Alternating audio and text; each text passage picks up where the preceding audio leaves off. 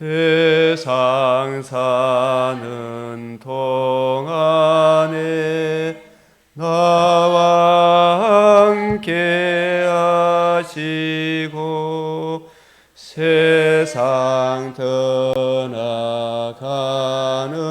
날 천국 가게 하소서. 날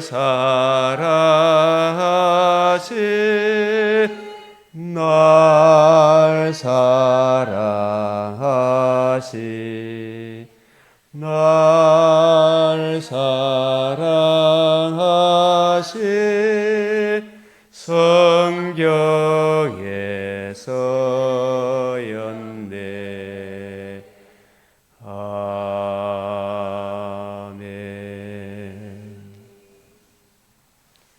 우리가 연약할수록 더욱 우리를 사랑하시며 모든 질병을 주 예수의 은혜의 복음으로 이미 다 치유하였음을 저희들에게 깨우쳐 주시고 세상 사는 동안 우리의 연약함을 비록 짊어지고 사오나 주 예수의 은혜의 복음을 믿음으로 소망 가운데 사오니 주 하나님, 때마다 일마다 우리가 하나님의 영광의 자녀로서의 생명을 누리며 살게 하여 주시옵소서. 주의 이름의 영광을 위하여 우리를 강건하게 하여 주시옵소서.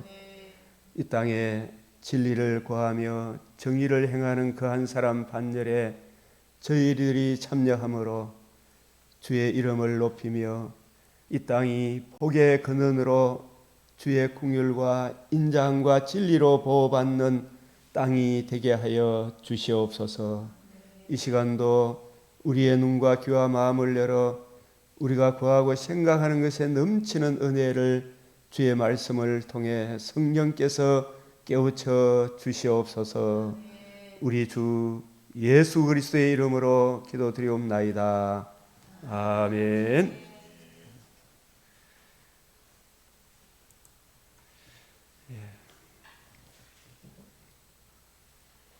오늘 맥체인 말씀, 사람은 그 입의 대답으로 말미암아 기쁨을 얻나니 때에 맞는 말이 얼마나 아름다운고 경우에 합당한 말은 아로새긴 은쟁반의 금사가니라. 주 여호와께서 학자들의 혀를 내게 주사 나로 공관자를 말로 어떻게 도와줄 줄을 알게 하시고 아침마다 깨우치시되 나의 길을 깨우치사 학자들 같이 알아듣게 하시도다. 아멘. 자, 오늘 말씀 민수기 36장, 시편 80편, 이사야 28장, 요한이서 1장. 요한이서 진리와 사랑 가운데서 우리와 함께 있으라. 복음 진리. 복음 진리와 사랑 가운데서 우리와 함께 있으라. 장로인 나는 택하심을 받은 부녀와 그의 자녀들에게 편지하노니 내가 참으로 사랑하는 자요 나뿐 아니라. 이 진리를 아는 모든 자도 그리하는 것은, 그래서 우리가 이게 제가 앞에 복음이라는 것을 집어넣은 것은 진리하면 그냥 막연한 진리로 생각하기 때문에 성경에서 말씀하는 것은 복음 진리입니다. 복음 진리. 우리 안에 가하여 영원히 우리와 함께할 진리로 말미암음이로다.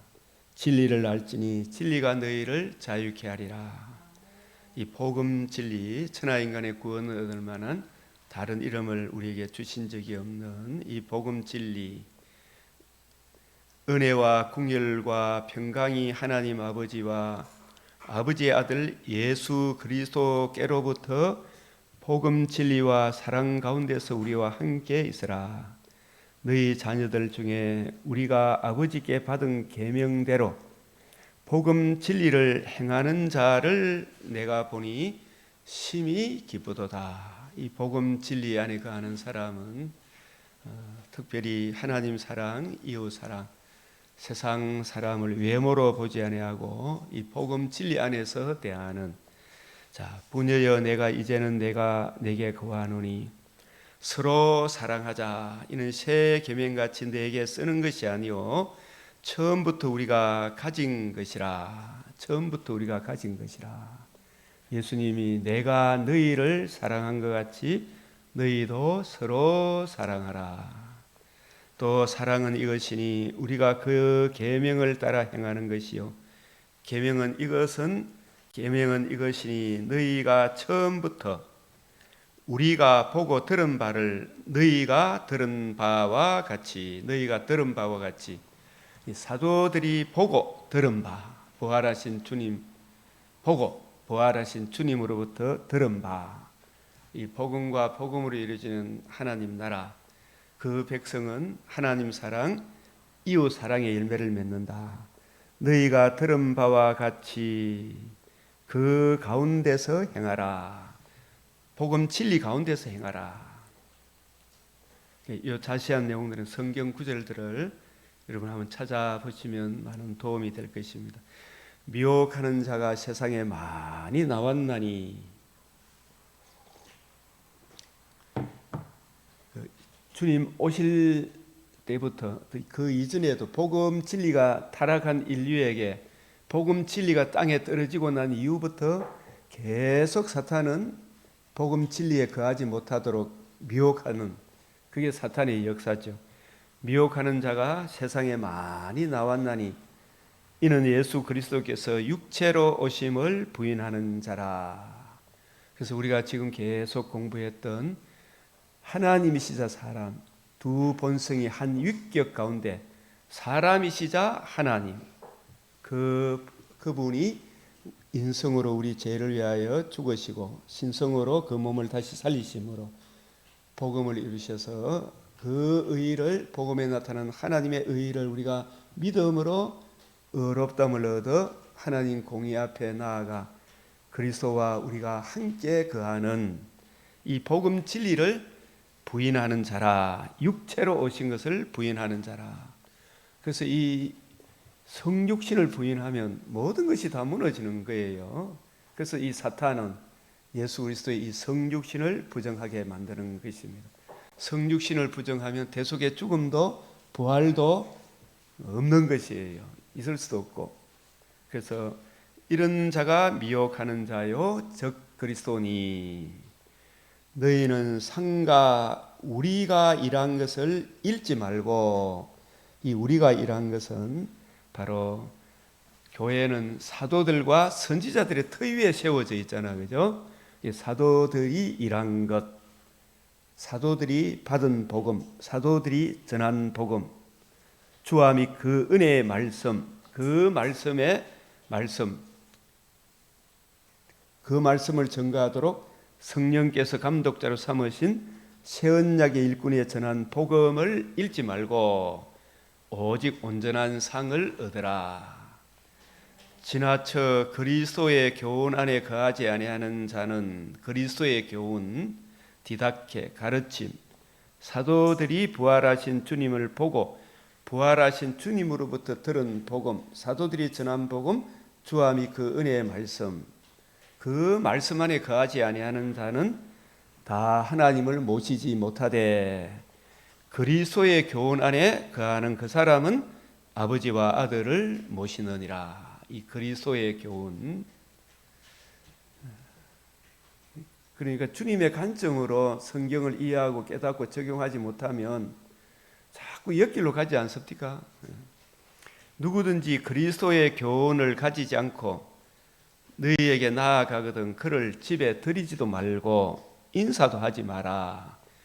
이단에 대해서 경계하는 것입니다. 그래서 이 그리스도의 교훈이라는 것, 이걸 우리가 깊이 생각해야 돼요. 그리스도의 교훈. 그래서 제가 지난 몇 달간 계속 그리스도의 교훈, 그리스도, 메시아, 기름 부음 받은 자, 신인 양성의 위격적 연합, 하나님과 우리 사이의 유일한 중보자 그리스도의 이 복음, 그 복음과 복음으로 이루어지는 하나님 나라, 그 그리스도의 교훈을 가지지 않고 너에게 나아가거든 그를 집에 들이지도 말고 인사도 하지 마라. 그에게 인사, 그를 받아들이고 거기에 대해서 아멘 하면 악한 일에 참여하는 것이다. 참 중요한 부분입니다. 이런 부분이, 그죠? 내가 너에게 쓸 것이 많으나 종이와 먹으로 쓰기를 원하지 아니하고 오히려 너에게 가서 대면하여 말하려 하니. 이 사도 요한 대면하여, 이것은 마치 사도 요한은 또 예수님의 그 대변하는 분이기 때문에 예수님이 우리를 대면할 때 우리가 복음 진리에 굳게 서 있으면 얼마나 우리가 기뻐하고 즐거워하겠어요. 주님이 이루신 복음 대면하여 말하라 하니 이는 너희 기쁨을 충만하게 하려 함이라. 이 사도 요한이 받은 복음, 사도 요한이 전한 복음, 사도들이 받은 복음, 사도들이 전한 복음 진리에, 그리스도의 교훈에 우리가 굳게 지키고 이단들을 미혹하지 않고 그 복음 진리 안에 굳게 서 있다가 주님 만나게 되면 얼마나 기쁘겠어요. 만약에 우리가 선교사님을 파송했는데 선교사님이 이 복음 진리에 굳게 서 있어서 온갖 핍박과 유혹 속에서도 굳게 서 있다는 소식을 듣고 그 진리 가운데 서 있다는 것을 보면 얼마나 기쁘고 격려하고 싶은 마음이 들겠습니까? 그러나 엉뚱한 짓을 하면 얼마나 마음이 아프겠습니까? 택하심을 받은 내 자매의 자녀들이 내게 무난하느니라. 그래서 오늘 이제 이 요한 2서도 이렇게 보시고 이사야 28장을 좀 눈여겨 이렇게 보시면 에브라임의 술 취한 자들이 나오잖아요, 그죠? 에브라임의 술 취한 자들. 이거 우리가 우선적으로 생각해야 될 게, 항상 신약의 빛으로 구약을 보게 되면 에베소서 5장 14절에서 18절에 보면 술 취하지 마라. 이는 방탕한 것이 오직 주의 뜻이 무엇인지 분별해라. 성령의 충만함을 받으라. 성령 충만, 주의 뜻을 올바로 분별하는 것, 주의 뜻을 올바로 분별하지 못하는 것, 성령 충만하지 못하는 것, 이게 술 취한 것이다. 술 한 방울 입에 대지 않고도 복음 진리를 그리스도의 교훈에 거하지 아니하는 그런 자들이 에브라임의 술 취한 자들이다. 이 에브라임은 어느 나라의 대표입니까? 북이스라엘. 북이스라엘은 건국 초기부터 끝까지 술 취한 자, 왕, 제사장, 선지자 다 술 취한 자. 왜 그러냐 하면, 자, 터가 무너지면 의인이 무엇을 하랴 그랬잖아요, 그죠? 교회의 터는 이 터 위에 내 교회를 세우리라 그랬잖아요. 주는 그리스도시요 살아계신 하나님의 아들. 그 하나님의 아들 그리스도가 우리를 위해서 뭘 해주셨어요? 죽으시고 부활하심으로 복음으로서 거듭남과 산 소망을 주시는 생명과 썩전함의 복음을 드러내셨잖아요. 하나님의 아들 그리스도 예수의 유일한 그 복음 진리를 떠나서 다른 복음, 다른 예수, 다른 영을 쫓아가면 그거는 세워도 여호와께서 집을 세우지 아니하면 세우는 자의 수고가 헛되도다 그랬잖아요. 교회를 아무리 세워도 복음 진리에 세우지 않으면 세우는 자의 수고가 헛되다. 숫자가 많다고 복음 진리에 굳게 서 있지 않으면 하나님이 시험할 때가 오면 바람 한번 불어보면 추풍 낙엽같이 떨어지죠. 앞으로 참 우리 강변교회에 순교자가 얼마나 나올지, 순복음교회에 순교자가 얼마나 나올지, 끝까지 예수 그리스도와 그의 복음을 위해 순교할 자가 얼마나 나올지. 로마 시대에 순교자가 나오게 된 것은 바울이 받은 복음, 바울이 전한 복음, 로마서를 먼저 보내고 그 로마서의 복음 진리에 또 바울이 그곳에 가서도 복음을 굳게 전함으로, 사도들이 전함으로 그 복음 진리에 굳게 서 있던 사람들이 초대교회에 다 승리자죠. 순교했으니까. 그 시험할 때가 오면 진짜 알곡인지 아닌지를 보게 될 거 아닙니까? 근데 이 북이스라엘은 끝까지 남유다 선지자들이 또 엘리야, 북이스라엘도 참 선지자 엘리야, 엘리사를 세워서 전하고 전해도 복음 진리로 안 돌아왔죠. 그래서 에브라임의 술 취한 자들이란 말은 북이스라엘은 예레미야 열왕기상 12장 16절, 열왕기상 12장 16절에 보면 또 역대하 10장 16절, 13장 16절에 보면 똑같은 말이 나오는데 이세 아들 다윗에게 받을 유산이 없도다 하고 이래 갔지요. 북이스라엘 남유다의 존재 기반은 메시아 언약, 아브라함과 이삭과 야곱에게 언약하신, 다윗에게 언약하신 내 자손으로 말미암아 천하 만민이 복을 받으리라. 내 자손으로 말미암아 영원히 망하지 아니하는 한 나라를 세우리라. 그 자손이 바로 우리가 강조하는 하나님이시자 사람이신 그분이 우리 죄를 위하여 죽으시고 부활하심으로 복음으로서 생명과 썩전함을 드러내신 이 복음 진리의 교회가 세워지는데, 이 예수님의 이 복음 진리를 복음과 무슨 상관이 있노 하면서 그 복음 진리의 내용을 발로 차버리고, 그 복음을 아는 사람은 자기 정과 욕심을 날마다 내려놓고 복음 진리를 세워주신 예수님과 그 복음 진리의 단계에 있는 풍성한 은혜를 주 앞에 구하며 주님 그 은혜를 힘입어 살아가게 해 주십시오. 그 은혜를 힘입어 살아가잖아, 그죠? 근데 이 복음 진리를 외면하고 기복주의로 흘러갔죠. 예수는 예수인데 다른 예수, 복음은 복음인데 다른 복음, 영은 영인데 다른 성령. 그게 여로보암이 베델과 다한에 금송아지 예수를 세워놓고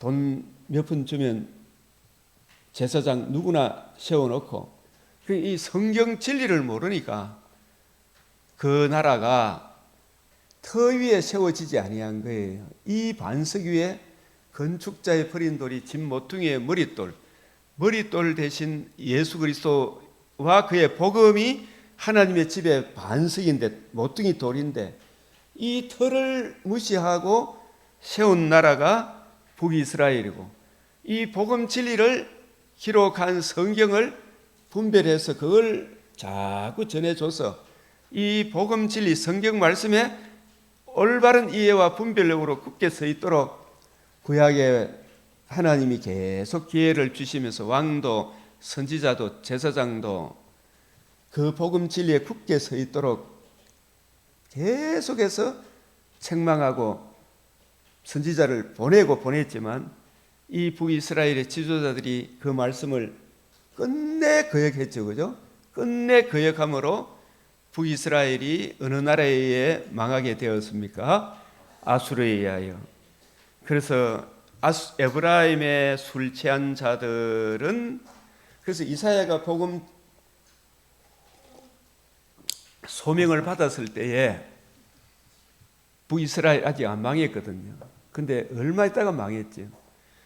에브라임의 술 취한 자들의 교만한 면류관은 화 있을진저. 이 복음 진리에 근거하지 않고도 얼마든지 저거 잘난 척하고 이렇게 또 세상에 축복하는 거 다 받는 것처럼 보여요. 우리나라에도 이래 보면 예수님과 상관없지만 허경영이 같은 인간이 얼마나 진짜 이 구원파도 왕국을 세워놓고, 또 하여튼 여러 이단들이 왕국 같은 그런 왕국을 세워놨어요. 그 전부 저거 잘난 척하고 있고, 이 교만한 면류관은 화 있을진저. 술에 빠진 자의 성, 이거는 뭐냐 하면 술에 빠진 자의 성이 남유다를 말합니다. 예루살렘 성이 얼마나 아름답고 터가 높고 아름다워, 그죠? 다윗 솔로몬 시대의 그 영화 복음 진리에 서 있을 때 곧 영화로운 광같이 기름진 꼭대기에 세운 성이여.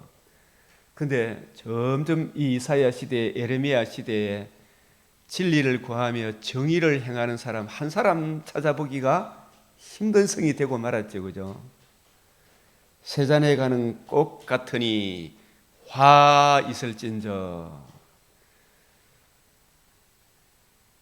그래서 에브라임의 술 취한 자들의 교만한 면류관이 발에 밟힐 것이라.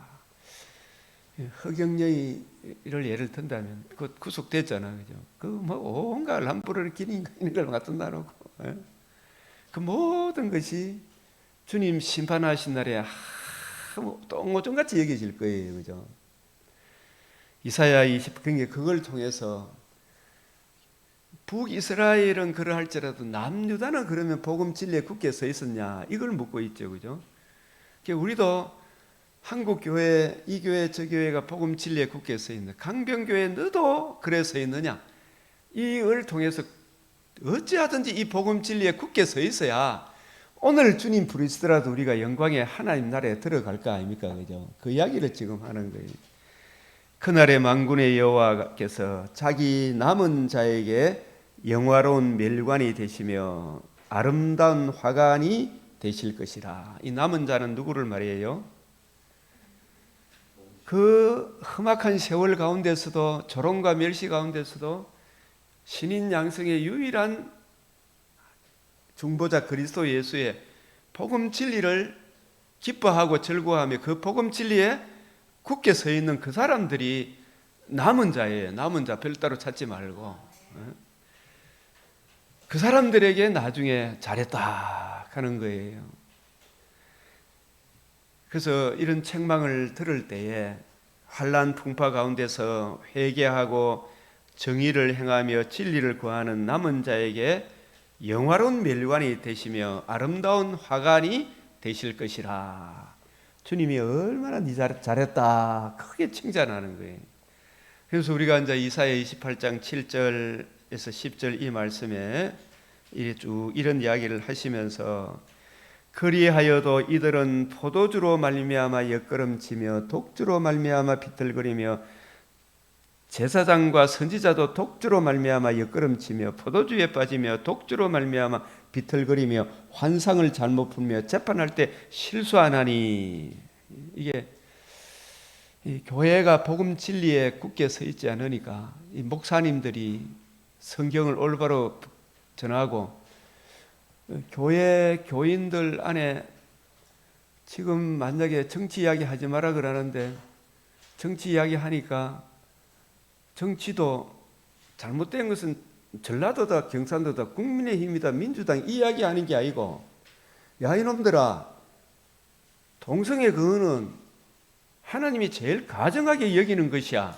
국민의힘에도 민주당에도 똑같이 이야기하는 거 맞죠? 예수 그리스도와 그의 복음을 밟는 민주당은 하나님이 기뻐하는 사람이 아니야. 국민의힘도 마찬가지야. 이준석이 이런 사람 싫어. 이건 정치 이야기입니까? 하나님 뜻을 전하는 것입니까? 그 뜻을 전하는데 정치 이야기 한다 그러면서 슬슬 일 나가고 욕하고 나가고 또 목사님 쫓아내려고, 그죠? 그려 할지라도 목사님은 그 교인 때문에 사는 게 아니고 하나님은 은혜로 하나님이 나를 살린다, 나 죽어도 천국 간다, 이걸 알면 국민의힘이다 자유민주당이다 이준석이다 김문수다 이게 아니고 누가 하나님의 진리에 서 있느냐, 이걸 올바로 빈불해서 하나님의 뜻을 복음 진리에 굳게 서서 이걸 전해줘야 될 거 아닙니까? 이게 무슨 정치 이야기야. 목사님은 교회에서 그 이야기를 하는데, 우리 교회도 그런 사람이 많았지. 이 목사 하더라고요. 그런 식으로 나가면 내 이게 나간대. 노무현 대통령이 대통령으로서 자살하면 되나 내가 있겠거든. 그런데 이 노무현을 좋아하던 어떤 젊은 집사가 나한테 나중에 따로 불러가, 노무현이가 왜 자살했습니까? 이명박이 죽인 기지. 참네. 목사님은 가진 자 편입니까? 가진 자 편이고 아니고 간에 이 친구야, 하나님의 뜻은 자살은 아니잖아. 그러나 대통령이 된 사람이 자살을 하면 되나? 누가 죽였든 간에 그런 식으로 죽으면 안 돼. 그게 하나님의 뜻이지 정치 이야기냐. 목사님은 극보수다. 보수 같은 소리 하지 마라. 성경이다 성경. 하나님 말씀대로 간다. 근데 아주 악독하게 이야기하고 나가보더라고. 그 나가더라도 그 사람이 날 살리는 게 아니잖아요. 하나님 은혜가 날 살리지. 그 정치 이야기 아니죠. 천하인간의 그건 종교다운지 아니야. 어떤 집사님 어떤 여러분 김수환 추기경을 용납 안 하면 욕을 했는데 욕한 게 아니라 김수환 중에 불교도 착한 일 하면 구원받는다. 택도 없는 소리다. 하나님은 무한한 공의를 굽히지 않는다. 이 소리 한 것이 그게 내가 정치 이야기한 겁니까? 다른 종교를 비방한 겁니까? 다른 종교도 김수환 추기경도 구원받는 길을 열어준 거죠. 맞죠? 그 김수환 추기경도 구원받는 길을 열어줬는데 그걸 정치 이야기했는데 목사님은 정치 이야기하면 안 됩니다. 정치 이야기 같은 소리 하고 이 친구야. 니도 잠깐 있으면 흙으로 돌아갈까 아이가. 이 의의 병기로 들여져라 이야기를 해야 되죠. 그러니까 이 목사님은 몸이 아파도 한람 풍파가 와도 하나님의 말씀을 맡아서 성경을 부지런히 연구하고 살펴서 하나님의 뜻은 이러하다 이야기를 전해줘야 되잖아요. 그래서 그 사람들이 복음 진리를 성경을 올바로 분별하지 못하는 이 사람들이 세속의 사상에 물들어 가지고 이게 포도주 독주는 바른 진리가 아니고 세상 사상이 있죠. 세상 사상에 물들어 가지고 바르트 사상에 몰두한 사상에 공산주의 사상에 그런데 막 공부를 해가지고 토지 공개념 개사하면서 대천덕 신부의 토지 경고 성경에서 말하는 토지 공개념이 아니고 공산주의가 말하는 토지 공개념의 그런 사상에 꽉 찌들어 가지고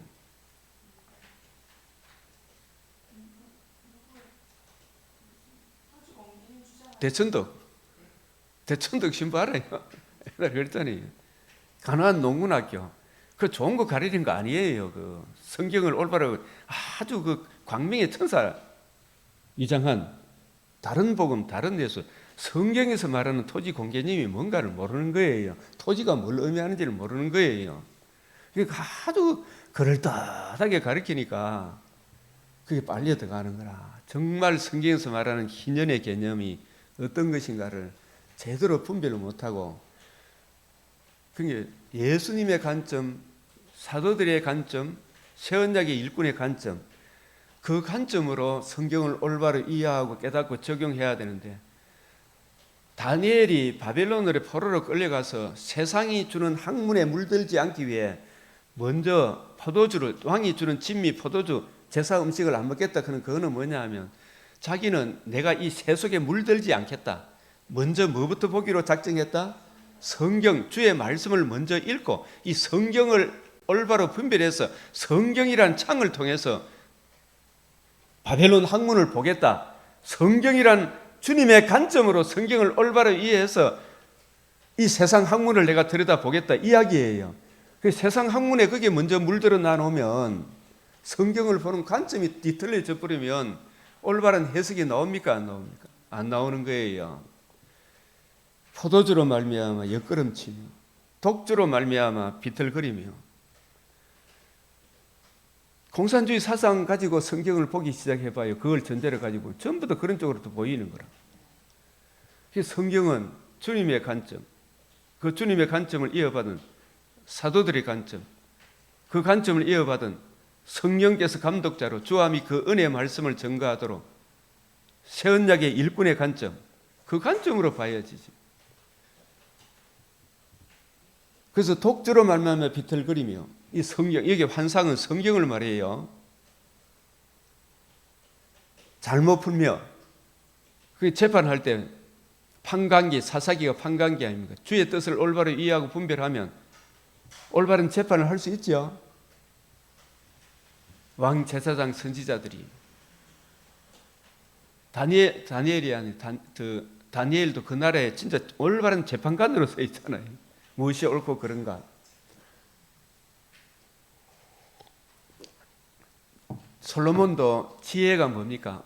백성들을 올바로 판단할 수 있는 지혜, 백성들을 올바로 판단하려고 그러면 솔로몬 속에서 독주로 말미암아 포도주로 비틀거려야 됩니까? 진리의 말씀, 구원의 복음을 담고 있는 성경을 먼저 올바로 깨닫고 적용해야 됩니까? 성경이라는 창을 통해서 성경을 먼저 이해하고 깨닫고 적용함으로 재판을 올바로 할 수 있죠. 그래서 곧바로 두 창녀의 아기 그 재판을 진짜 주님의 관점으로 올바로 재판해 주죠. 이 성경을 올바로 이해하고 깨닫지 못하면, 지금 우리나라 정치판에서 이 장동희라는 그분은 성경의 관점에서 본 게 한동희가 잘못되고 이 사람이 잘못, 그거 볼 수가 있는 거죠. 그 사람은 진짜 성경을 제대로 이해하고 깨닫고 올바른 정치를 하는 거예요. 나는 그런 분들이 자기 지도자가 되었으면 참 좋겠어요. 자기 지도자. 그러니까 이분은 어떻게 하는 것이 제대로 세우는 게 아니까 김문수 후보를 그렇게 응원하잖아요. 예? 그 사람이 어떤 정치 문제가 아니고 너도 살고 나도 살고 우리 대한민국 우리 백성 전체가 사는 길이 뭔가를 알기 때문에 이 길로 가지 않으면 나라가 망한다 그런 걸 알기 때문에 목 놓아 외치는 거예요. 그죠? 저와 여러분도 이걸 놓고 성경을 올바로 분별해주고 기도하고 해야 될 거 아닙니까? 이 성경을 올바로 분별하고 목사님 강단에서 기복주의, 자유주의, 인본주의 설교가 흘러나오니까 강당에서 토한 것, 더러운 것이 가득하고 깨끗한 것이 없도다. 올바른 설교가 나온다 안 나온다? 안 나온다. 북이스라엘, 남유다의 잘못된 제사장 속에서 그 이야기를 하는 거예요. 그래서 그들이 이르기를 그가 누구에게 지식을 가르치. 그런데 그 사람들은 이 복음 진리에서 이사야가 전하는 이 이야기를 자유주의, 기복주의, 심지어 허경영한테 빠진 놈들, 이만희한테 빠진 놈들, 안상호한테 빠진 사람들, 대천덕 신부한테 빠진 사람들, 예? 전주교에 빠진 사람들이, 공산주의에 빠진 사람들이 우리 말에 받아들입니까? 내보고 무식하다 그럽니까? 제보고 종교다운지 이게 아니다 그러니까 내보고 제발 공부 좀 해라 그러더라고요. 제발 공부 좀 하라. 제발 소설책 좀 많이 읽고 마지막에 성경 구절 하나만 이야기하라고 이래 이야기를 하고. 그들이 이사야 선지자 보고 너한테 지식을 가르치려고 니 진짜 무식하다. 누구에게 도를 전하려고 하느냐? 누구에게 깨닫게 하려는가? 네가 우리를 젖떨어져 품을 떠난 어린아이로 보나? 이런 식으로 이야기하면서 이사야를 아주 무식한 사람으로 취급하는 거예요. 이사야는 진짜 복음 진리를 알았습니까? 몰랐습니까? 진짜 자기는 어떤 존재이며 어떤 심각한 상태에 있으며 인류가 어떤 심각한 상태에 있으며 그 문제의 해답이 어디인지를 그거 아는 사람이 진짜 지식이 있는 자죠. 그래요, 안 그래요? 예? 그걸 모르는 사람은 논어, 명자, 사서, 상경 세상의 모든 학문을 다 한다 치더라도 복음 진리를 모르면 캄캄한 방에 까만 모자를 찾는데 까만 모자가 그 안에 있다 없다? 한 번도 있어 본 적이 없어요. 그 헛된 거 붙들고 있는 거예요. 그 사람들이 자기들이 진짜 무식한 사람인 줄 모르고 진짜 인생의 문제에 해답을 얻은 이사야 보고 오늘날 사도들, 그 전에 사도들, 선지자들 예수님 보고 무식한 사람이라고 하는 거예요. 그래서 그들이 이르기를 그가 누구에게 지식을 가르치니 누구에게 도를 전하여 깨닫게 하려는가? 젖떨어져 품을 떠난 자들에게 하려는가? 그럼 여러분 성경은 어떤 한 구절, 그 구절만 붙들어야 됩니까? 그 성경 구절이 전체와 연결되어 있습니까? 그런데 이 사람들은 저보고도 하더라고요. 제가 창세기 4장을 설교하면서 아벨이 양의 첫 새끼와 기름 있잖아요. 이걸 성경 전체에서 맥락에서 보면 양의 첫 새끼는 우리의 새로운 대표자로 오실 예수 그리스도를 예표하고 기름은 그 복음의 은혜를 적용해 줄 성령을 예표하는 겁니까? 그 관점으로 우리 주님이 이루신 복음과 복음, 물과 성령으로 거듭나지 않으면 우리 하나님 나라에 들어갈 수 없죠. 우리가 예배 드릴 때도 성령의 은혜로 복음 진리, 영과 진리로 하나님께 나아가죠. 그걸 예표하는 것입니다. 이걸 설교하니까 어떻게 성경을 그래 설교하나? 요 본문 창세기 4장 여기서 설명을 해야 되지 지금에서 왜 경계에 경계를 더하며 교훈에 교훈을 더하며 교훈에 교훈을 더하되 여기서 조금 저기서 조금 하는구나 하는도다. 요 말이나 그 집사님이 내를 공개하는 말이나 같아요, 달라요? 같은 거죠. 다니엘서를 풀면 다니엘서 자체만으로 해석이 잘 됩니까? 전체 성경의 도움을 받아야 됩니까? 계시록도 마찬가지고 그죠. 그래서 제가 북경에 가서 이 신학교 강론을 하는데 다니엘서를 쫙 풀어주니까 듣고 있던 한 분이 엄청나게 은혜를 받고, 야, 저런 분이 한국에 있었는데 이 정도로 막 이야기하더라고. 근데 그 북경의 그 신학교 교장은 내보고 막 번역하면서, 왜 목사님은 말이야 여 갔다 저 갔다 여 갔다 저 갔다 막 이래 합니까? 요 한 구절만 요 본문만 가지고 이야기해서 그러면서 막 하더라고요. 지금 그 이야기가 바로 이 이야기예요. 마태복음 4장에 사탄의 말입니까? 예수님 말씀입니까? 사탄이 돌이 떡이 되게 해라 그럴 때 본문 그 짧은 본문 사탄의 말이지만 그 말이 연결되어 있기 때문에 하나님의 말씀이다 이렇게 하는 거예요. 그죠?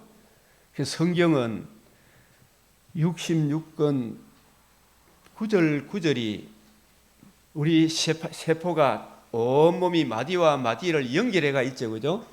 이 성경이 연결되어 있기 때문에 그 한 구절을 해석할 때에도 그 한 구절만 가지고 해석할 게 아니고 잘 연결해서 설명해야 되죠. 그죠? 이게 통일성이라 그러는 거예요. 그래서 성경은 약 1600년을 거쳐서 40여 명의 저자들이 기록했지만 한 분 저자는 한 분 성령님이시잖아요. 그죠? 유기적으로 영감하셔서 통일성, 일관성, 전진성, 완전하고 무한하고 충족된 계시의 말씀으로 우리에게 주어져 있는 거예요. 이 성경은. 아시겠어요?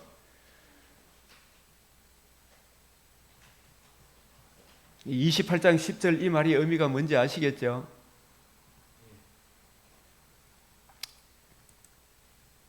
이사야 28장. 야, 여러분 이제 여기서 이제 이런 방언이라는 방언이 구약에 나옵니까 안 나옵니까? 전도사님 구약에 방언이 나와야 안 나와요? 그 신약의 방언을 설명하려고 그러면 신약의 빛으로 구약을 보되 구약의 빛으로 또 신약을 확정해야 돼요. 그죠? 구약의 방언에 대한 구체적인 이야기가 방언을 잘 이렇게 한번 보십시다. 방언에 대한 이야기가 신명기와 오늘 28장 이사야 28장 11절에 이 사람들이 진리의 말씀 구원의 복음 구약에서는 모세 오경 구약 성경 말씀을 우리 주님의 관점으로 이제 선지자의 관점으로 그죠? 잘 풀어야 되죠.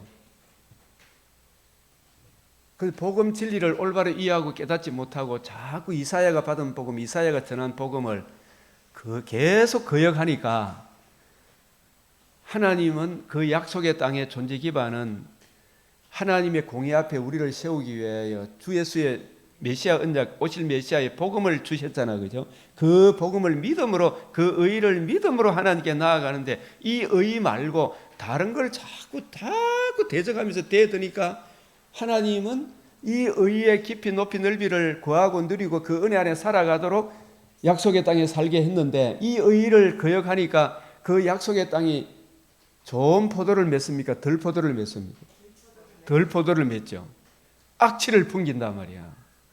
악취를 풍긴다. 우리나라도 교회에서 복음 진리에 굳게 서 있어야 되는데 복음 진리에 굳게 서 있지 못하고 뭐 교인들이 복음 진리를 바로 이야기하면은 그게 복음 진리가 정치와 연결되면 그만 막 부르르 나가 보니까 교회가 복음 진리를 못하니까 재판할 때 뭐냐 하면 우리나라 법관들도 제대로 섰어요 안 섰어요? 올바른 재판이 오직 가진 자들 편에 서서 재판을 하죠. 그죠? 네? 큰 재판들을 전부 가진 자들 편에 서보잖아요. 올바른 재판이 아니잖아. 그 대표적인 게 우리가 이번에 헌법재판소의 대통령 탄핵 기가 막힐 재판을 했잖아요. 기가 막힐 재판을. 계속 그런 식으로 복음 진리와 복음 진리에 입각한 삶을 무시하게 될 때 하나님은 그 약속의 땅에 터가 복음 진리인데 복음 진리를 발로 밟고 복음 진리를 전하는 참 선지자들을 죽이고 멸망시키는 그런 일들을 계속 하니까 나중에 이사야도 므낫세에 의하여 톱으로 캐는 죽임을 당했다 이렇게 이야기하죠. 므낫세 시대에. 그래서 그러면은 이 땅에 가만히 놔둬야 됩니까? 하나님이 징계를 하십니까? 그 하겠다라는 이 이야기가 여기 한번 봅시다. 그러므로 덧없는 입술과 다른 방언으로 그가 이 백성에게 말씀하시리라. 제가 이 방언의 메시아 언약적 의미, 성경 신학적 의미라는 그때 옛날에 목회 신학에 제가 총신 다닐 때에 그 방언의 메시아 언약적 의미를 어느 세외 정선 논문에 기재한 걸 제가 봤어요. 그 논문을 보니까 방언은 구약에 근거해서 오늘 신약의 방언을 해석해야 된다. 아주 잘 설명해 놨어요. 그걸 제가 이게 말씀드릴게요.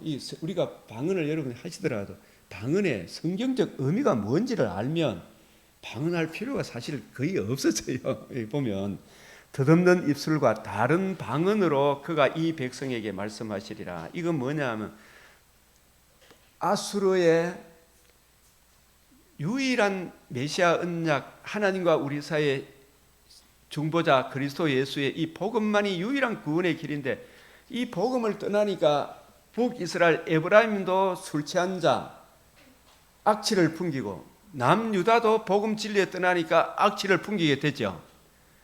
그러니까 이 다른 방언이란 말은 이 약속의 땅에 히브리 말하는 사람이 정치를 하고 다스려야 되는데 아수로 말하는 왕이 쳐들어오고 바벨론 말을 하는 바벨론 나라가 쳐들어오는, 이거는 축복입니까? 징계입니까? 심판입니까? 심판의 표적으로서 뭘 방언이, 외국 나라 말이 약속의 땅에 막 말하는 사람이 들어왔다는 것은 이 땅에 심판하겠다는 이야기라. 심판의 표적이다 말이에요. 방언, 다른 방언으로 그가 이 백성에게 말씀하시리라.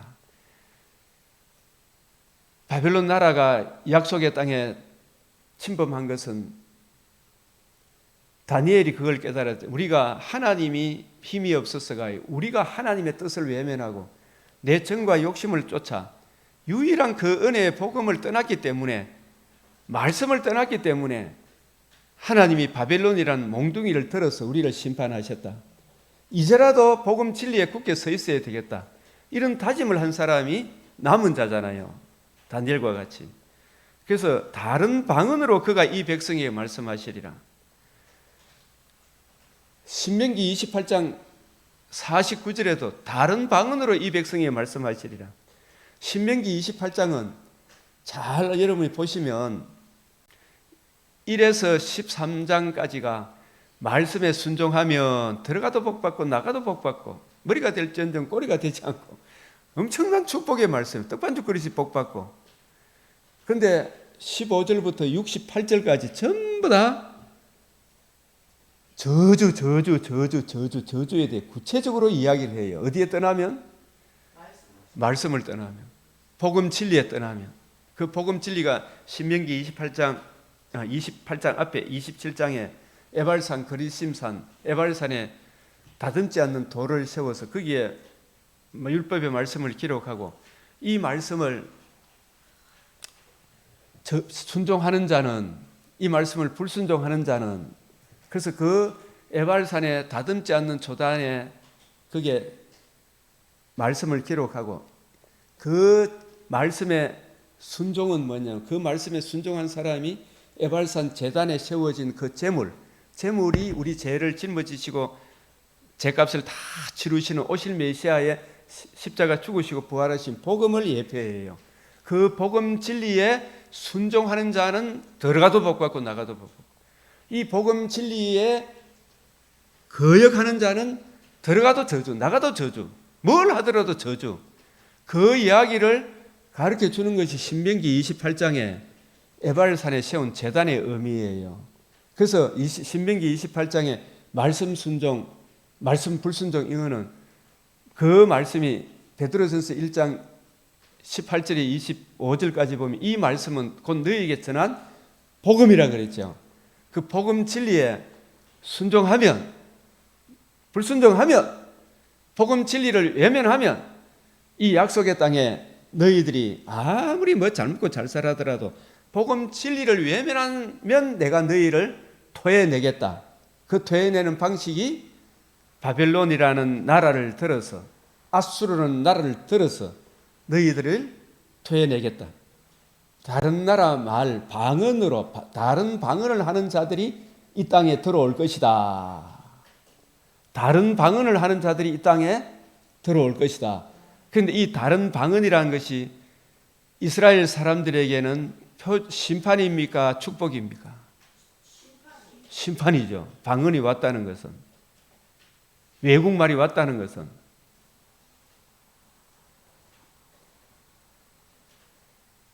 심판의 표적이 일단, 그죠? 그래서 창세기 11장 1절 9절에 보면 방언의 메시아 언약적은 이렇게 보면 하나님께서 노아 홍수 이후에도 노아에게 언약하시고 잘 살게 하셨으나 이 사람들이 노아가 받은 복음, 노아가 전한 복음을 거역하고 하나님을 외면하고 우리를 위하여 바벨탑을 쌓았잖아요. 그죠? 우리를 위하여 철저한 인본주의로 흘러갔죠. 그때 그들의 언어가 하나니까 얼마나 통일성이 있었겠어요. 그죠? 그래서 이 사람들을 흩으면서 언어를 혼잡하게 하셨잖아요. 흩었죠. 모든 민족을. 근데 나중에 하나의 언어로 다시 불러 모으는 것이 복음이거든요. 복음 진리로 모든 인류를 한 가족이 되게 하는 거예요. 신명기 28장 49절, 신명기 28장 약속의 땅의 방언을 말하는 아수르, 바벨론 민족이 들어왔다는 것은 북한 놈들이 남한 땅을 만약에 지배한다 칩시다. 동무 이런 친구들이 많이 왔다는 거 우리가 축복입니까? 우리가 심판받은 것. 심판이죠. 이 심판의 표적이라. 우리가 사도행전 2장 4절 11절에 2장 14절 21절에 방언은 복음 안에서 흩어진 창세기 11장에 언어를 혼잡게 흩어졌잖아요. 그 흩어진 열국 백성을 복음 진리 안에서 누구든지 한 가족이 됨을 보여주시는 표적이라.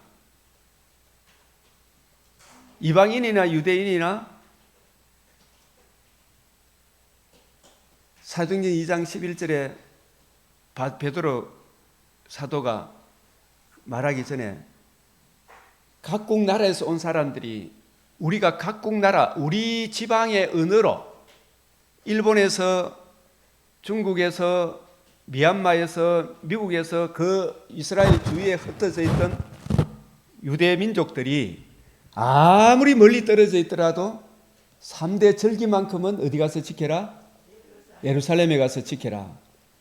그 예루살렘에 때가 차니까 사도들과 예수님의 복음을 들었던 약 한 500명 형제가 되겠죠.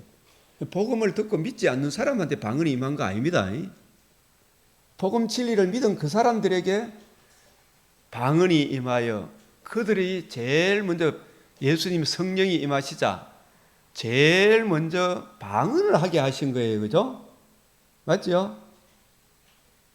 방언을 하게 하신 것은 이 방언의 내용을 가만히 들어보니까 이 방언은 뭐냐 하면 성령이 오시면 그가 내게 대하여 증언하리라. 성령이 오면 예루살렘과 유대와 사마리아와 땅끝까지 이르러 내 증인이 되리라 해라 했잖아요. 방언이 성령이 임하면.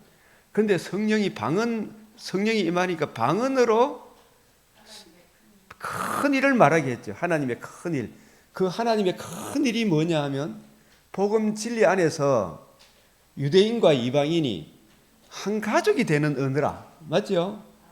유대인과 이방인이 정말해서 창세기 22장 18절에 내 자손으로 말미암아 천하 만민이 복을 받으리라. 천하 만민이 아브라함의 자손으로 복음을 성취하셨죠. 복음이 성취되고 성령이 임하면 이 복음이 천하 만민에게 전파될 거 아닙니까? 천하 만민이 복음을 듣고 믿으면 이 복음 진리 안에서 한 가족이 된다 이 말이에요. 한 가족. 그게 방언이란 말이에요. 방언. 하나님의 큰일 말함을 들으라. 그래서 복음 진리가 이루어지면 예수님이 에베소서 2장 17절에 성령으로 또 오셔서 성령으로 또 오셔서, 성령은 누구의 영이다? 그리스도의 영이다.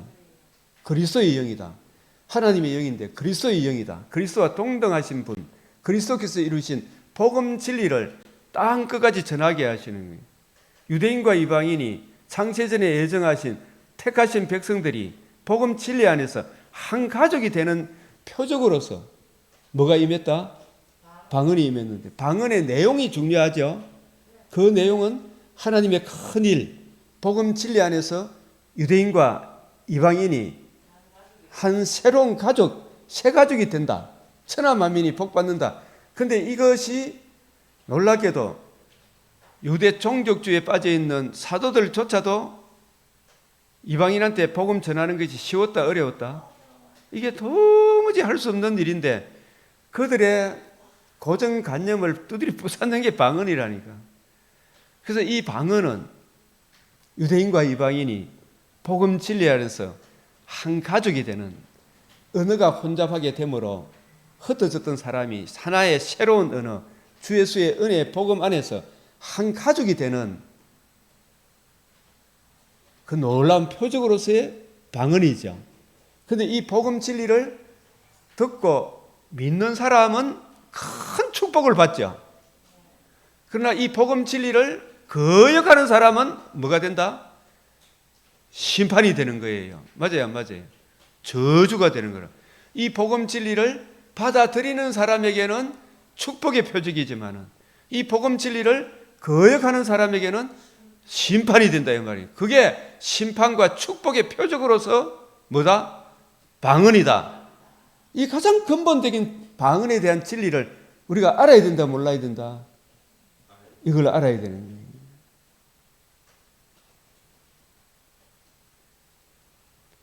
이방인이든 유대인이든 남녀노소 빈부 기체를 막론하고 누구든지잖아요. 누구든지 예정된 사람이겠죠, 그죠? 누구든지 주의 이름을 부르는 자는, 이 주의 이름은, 주의 이름을 우리가 그냥 단순하게 주의 이름이 아니고 쭉 구약부터 연결하면 출애굽기 3장 8절을 내가 내려가서 아브라함과 이삭과 야곱에게 언약하신 그 언약을 이루실 나는 전능하신 하나님 여호와다. 나는 스스로 있는 자다. I am that I am. 나는 그니라. 바로 언약하신 그 언약을 반드시 이루실 너희 하나님 여호와. 즉 하나님이 사람이 되셔서 하나님이시자 사람이신 그분이 사람으로서 우리 죄를 위하여 짊어지시고 하나님의 능력으로 살아나심으로 복음으로서 생명과 썩지 아니할 것, 복음에는 하나님의 의가 나타나서 그게 생명을 가져다 주는 거잖아요. 그 의를 우리가 듣고 믿을 때 그 의를 이루신 예수님을 주로 그리스도로 모시는 사람들은, 그죠? 누구든지 구원을 얻는다. 이방인과 유대인이나 누구든지 구원을 얻는다. 이방인이나 유대인이나 동일하게 죄 아래 진노 아래 놓여 있다. 이 복음 진리를 받아들이면 축복이요, 이 복음 진리를 거역하면 저주다. 방언했다 안 했다가 중요합니까? 그 내용이 중요합니까? 이 복음 진리를 받아들이면 이방인이든 유대인이든 축복이요, 복음 진리를 거역하면 유대인이든 이방인이든 저주다 이야기죠. 그러니까 이게 이사야 내용도 신명기 내용도 창세기 11장 내용도 다 포함해요, 아니에요? 다 포함하죠.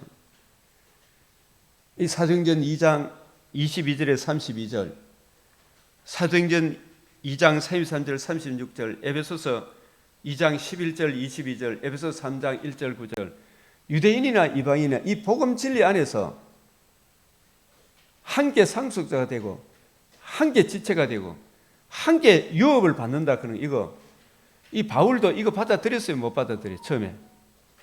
이런 놈은 살려둘 자가 아니다 했는데 자기도 나중에 살려둘 자 아닌 사람이 되죠. 네? 유대인들에 의해서. 그래서 우리가 이방인들이 듣고 기뻐하여 하나님의 말씀을 찬송하며 영생을 주시기로 작정된 자는 다 믿어요. 이 복음 진리를 전하면 작정된 자는.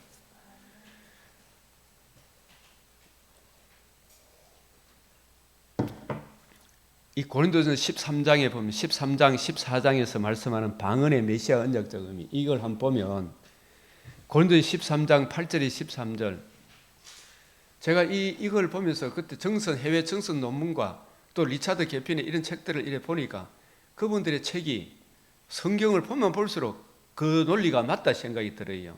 그래서 성경을 보면서 사랑은 여기 복음 진리를 말합니다. 언제까지 떨어지지 아니하나. 사랑은 하나님이 세상을 이처럼 사랑하사 독생자를 주셨으니 영원한 나심, 역사적 나심의 그 예수님이 우리를 위해서 복음을 이루어 주신 거잖아요. 그죠? 그게 복음 진리가 사랑이에요. 그 복음 진리는 언제까지 떨어지지 아니하나. 예언도 폐하고 방언도 폐하고 병언도 거치고 지식도 폐하리라. 여기서 사도 바울이 이 고린도전서 13장을 기록할 당시, 또 데살로니가 전서를 기록할 당시에는 아직 신약 성경이 정경으로 주어졌습니까? 안 주어졌습니까? 안 주어졌기 때문에 성령이 비상섭리로 역사하셔서 언어를 배우지도 않았는데 외국말을 하게 했죠. 또 성경을 깊이 높이 넓이를 공부하는 거 열심히 공부해서 주님의 관점, 새언약의 일꾼의 관점으로 부지런히 연구하고 하지도 않았는데도, 또 그런 성경을 깊이 아는 은혜가 없는데도 성령이 비상섭리로 있잖아요. 방언도 예언도 지식이 뭐냐 하면 성경을 예수님의 관점으로, 놀랍게도 있잖아요. 주님의 관점으로, 예수님 관점으로 구약 성경을 풀어주는 그 은혜가 외국말로, 자기가 배우지 않은 외국말로 하면은 그게 뭐다? 방언이고, 이 히브리 사람들이 알아들을 수 있는 말로 성령의 역사로 히브리 말로, 방언이 아니고 히브리 말로 구약 성경을 주님의 관점으로, 새언약의 일꾼의 관점으로 알아들을 수 있는 말로 풀어주는 그게 뭐라고요? 예언이고 지식이 되는 거예요. 예언도 지식도. 이것은 오늘 우리처럼 신학교를 나오고 부지런히 연구하고 성경을 살피도록 하셨잖아요. 우리에게는. 그죠? 그는 아직 신약 성경이 정경으로 안 주어졌기 때문에 성경이 정경으로 주어지기 전까지는 하나님이 특별 은사로, 특별 섭리로 방언, 예언, 지식의 은사를 주셔서요. 그때는 주신 거예요. 그러나 그 방언도 예언도 지식도 그게 올바른가 아닌가, 이것이 그런가 하여 범사에 헤아려 봐야 됩니까? 안 봐야 됩니까? 그게 무조건 맞는 게 아니기 때문에. 그죠? 또 막 무조건 맞다고 자기는 뭐 한 상 봤다 뭐 이렇게 하면 안 되잖아요. 그래서 범사에 헤아려 듣는 사람도 좋은 것은 취하고 아닌 것은 모양도 버리라 그랬죠. 예언도 방언도 지식도 폐하리라. 언제? 뭐가 올 때? 온전한 것이 올 때. 온전한 것이 뭡니까? 66권이 정경으로 완성될 때가 온다는 것이에요. 이게 온전한 것이 올 때는. 그러면 지금은 우리가 온전한 성경이 왔어요, 안 왔어요? 지금 이 성경이 정경으로 얼마나 우리한테 잘 주어져 있습니까? 그죠? 이게 이제 외국말로 번역되면 원래 히브리 사람은 좋은 거잖아. 그죠? 외국말로 번역되면 그게 방언으로 한국말로 번역된 구약 성경이죠. 맞죠? 신약 성경이고. 이걸 신구약 성경 말씀을 신학교에서 또 선지야 동산에서 열심히 공부하고 배워서 또 개인적으로 열심히 공부해서 우리 주님의 관점으로 새언약의 일꾼의 관점으로 성경을 풀어주면 이게 예언이고 지식이죠. 맞죠? 우리가 부분적으로 알고 부분적으로 예언하니 그래서 고린도전 13장 10절에 온전한 것이 올 때에는 부분적으로 하는 건 내려놓고 폐하리라. 이 성경을 가지고 이제 이야기하는 거예요. 이게 내 이야기가 아니고 그때 저 학자 이름은 해외 정선 논문 또 리차드 개핀 이런 분들의 이야기가 저는 성경을 보니까 맞는 볼수록 맞아. 그래서 내가 어렸을 때 말하는 것이 어린아이와 같고 깨닫는 것이 어린아이 같고 생각하는 어린아이 같다가 이게 이제 성경을 처음에 모를 때는 바울도 다메섹에서 주님 만났을 때는 진짜 그때는 어린아이예요. 영적인 면에서. 근데 계속 주님의 또 가르침은 직접 사도로 쓰기 위해 사도 삼청천의 특별 과외를 받고 그 이후에 계속 성령의 조명과 감화로 성경을 연구하고 살펴보니까 장성한 사람이 되어서는 어린아이의 일을 버리죠. 그죠? 그때 붙들고 있어도 내려놓고 저도 제 자신도 뒤돌아봐도 옛날에 그게 좋은데 알고 보니까 이게 더 좋더라. 이게 있어요 없어요? 이게 이런 의미였구나. 그래서 우리가 지금은 거울로 보는 것 같이 희미하나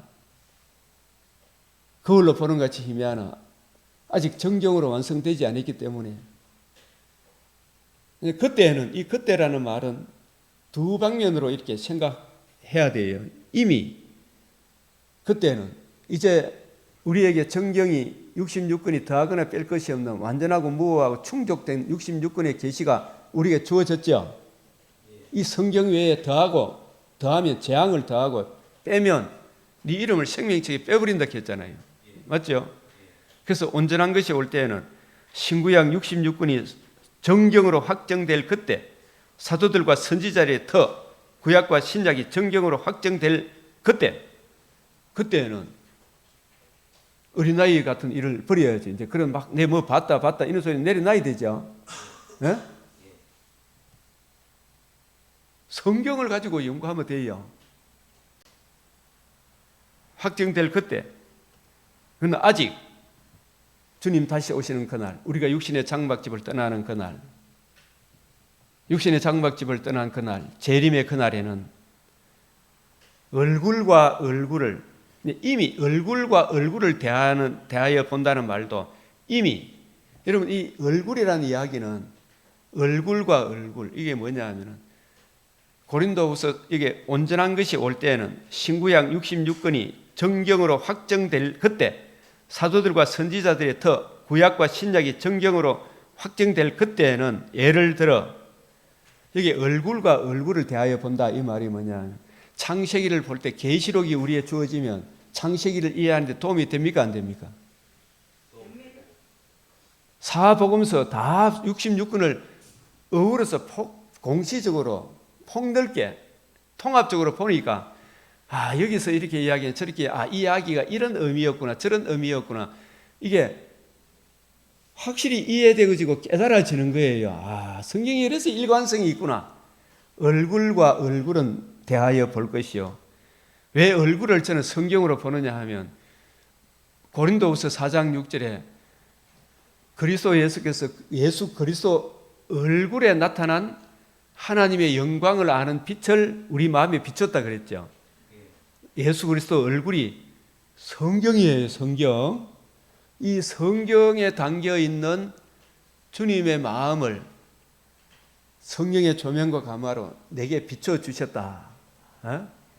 그래서 이 창세기부터 계시록까지 자꾸 보고 보니까 거기서 나온 것이 개혁주의 조직신학 이런 칼빈의 기독교 강요 이런 여러 신학자들의 기독론 조직신학 종말론 인간론 이런 것이 나오죠. 그죠? 성경에 입각한 그리고 성경신학이 나오고 온전한 것이 올 때에는 신구약 66권이 정경으로 확정될 때 사도들과 선지자의 터 구약과 신약이 정경으로 확정될 때 될 그때에는 예를 들어 창세기를 통해 계시록을 통해 창세기를 성경과 성경을 통해 성경이 하나님의 말씀, 복음과 복음을 주는 하나님 나라의 영광을 증거하는 주님의 뜻을 이게 복음과 복음을 주는 하나님 나라를 보여주는 것이구나. 기독교 강요 이런 이야기들이 다 성경을 다 조직적으로 이렇게 정리해 놓은 것이구나. 이렇게 되는 거예요. 이거 아니까 뭐 아쉬울 게 하나도 없네. 이러는 게요. 그래서 사도행전 17장 2절 3절에도 바울이 가는 곳마다 성경을 가지고 예수의 죽으심과 부활함으로 이루신 이 복음과 복음으로 이루어지는 하나님 나라, 내가 이거 외에 다른 거 아무것도 알지 않기로 작정을 해놨어요. 그죠? 이 복음과 복음으로 이루어지는 하나님 나라에 대하여 바울이 거침없이 담대하게 증거하는 거예요. 그게 바로 주님의 뜻을 볼 것이요. 그게 오늘 민수기 6장 25절에 대제사장의 축복 기도가 얼굴 빛을 비추어 달라는 거죠.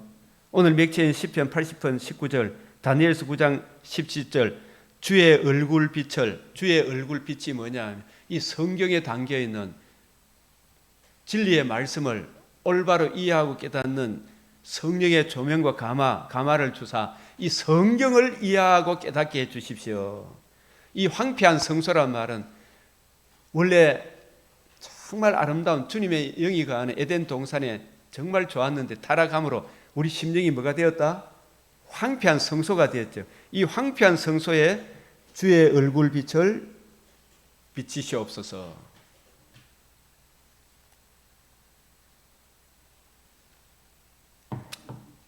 그보다 더 귀한 것이 있습니까? 없습니까? 그래서 주님께서 웬 은혜인지 웬 사랑인지 주의 얼굴 빛, 성경에 담긴 복음의 빛을 우리 마음에 비추어 주신 거예요.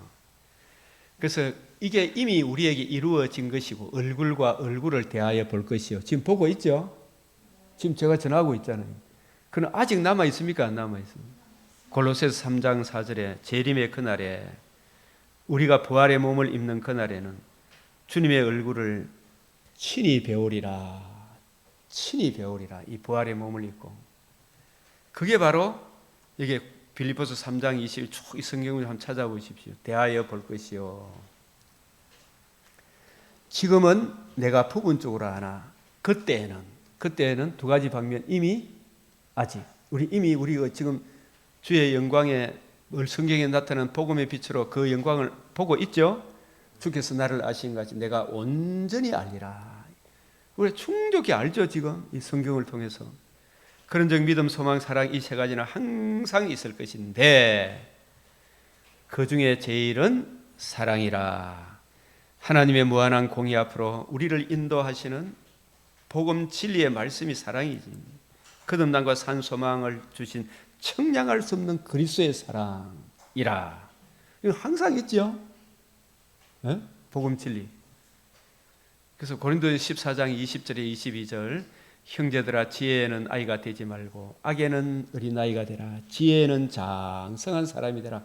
이 고린도전서 방언이나 사도행전 방언에 같다라는 것을 그 해외 정석 논문 리차드 개핀 이분들이 주장을 하고 있어요. 율법에 기록된 바 보십시오. 율법에 기록된 바 율법 어디?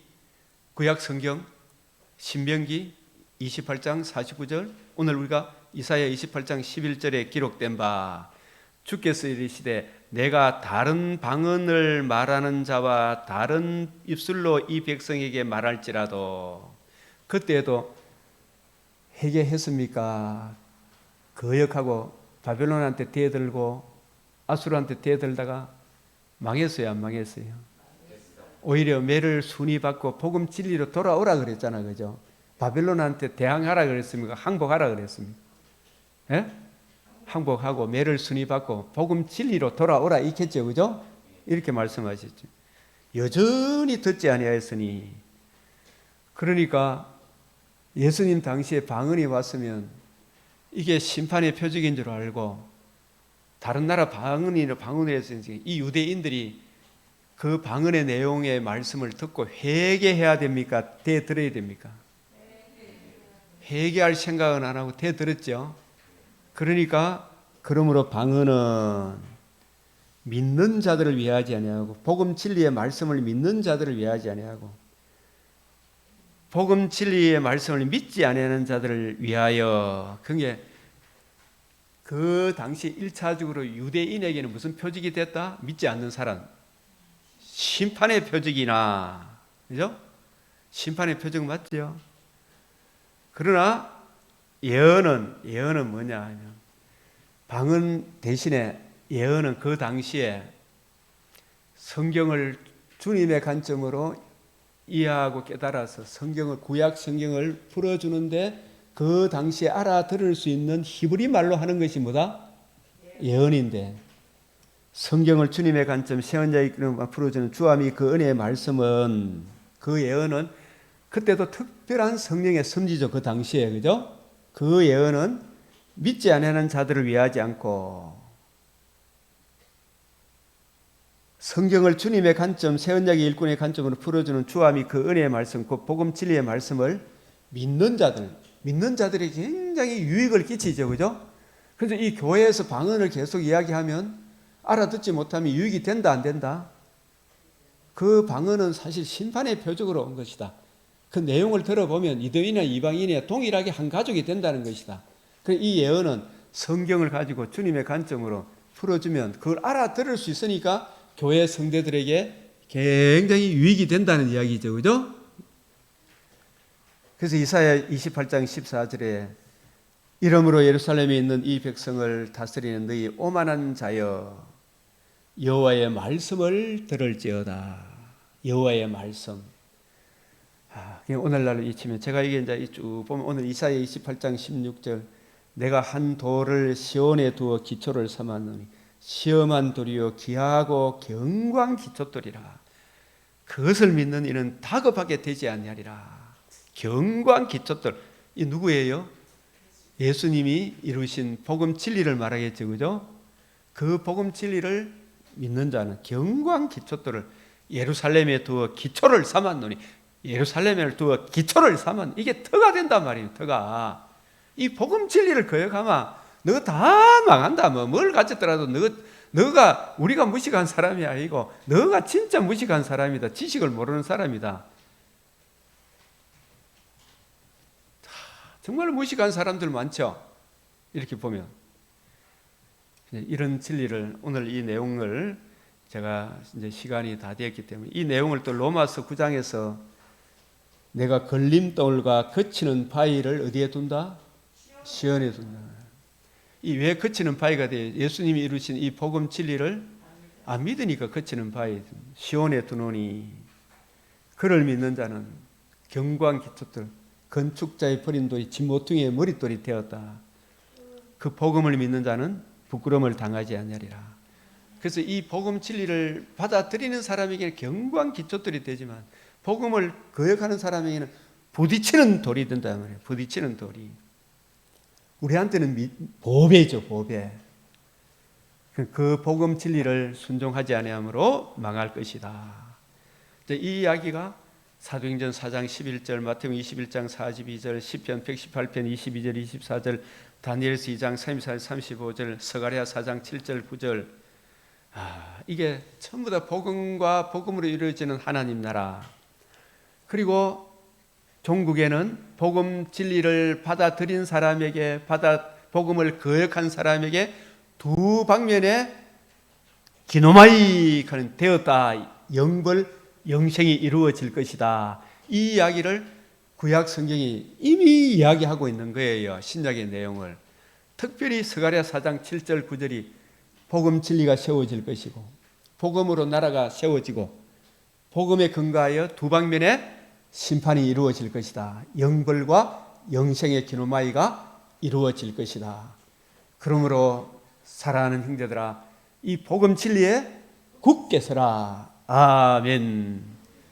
우리가 이 성경이 더 깊이 이해되어지고 적용되어지도록 간절히 하나님께 기도드리겠습니다. 주여 외치겠습니다. 주여, 주여, 주여. 아버지 주시옵소서. 내 영혼이 잘된 같이 범사에 강건하리라. 주님 말씀하여 주셨습니다. 아버지 영명 믿음의 근성들이 이 복음 진리 위에 끈하게 서게 하여 주시옵소서. 아버지 역사하여 주시옵소서. 아버지 치료하여 주시옵소서.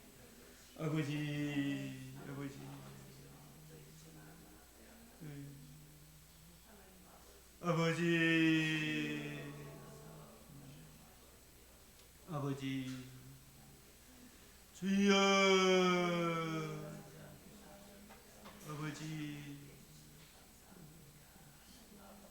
아버지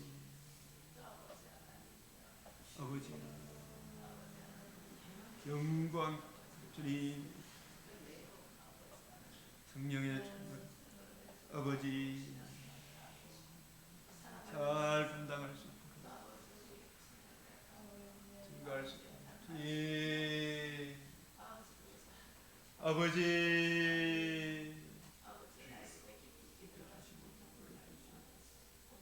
주님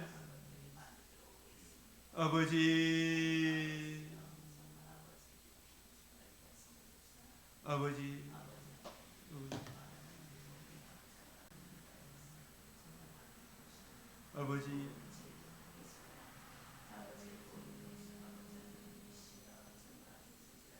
주님 앞에 주님 축복하여 주시옵소서. 아버지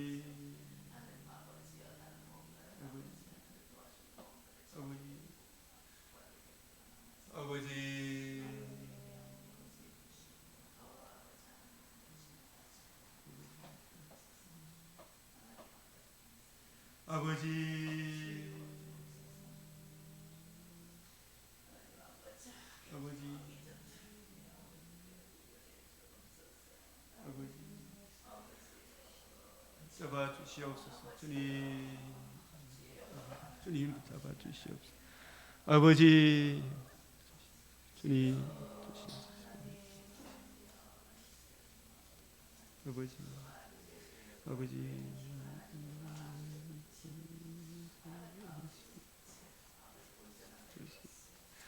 아버지 너를 한 사람 한 사람 아버지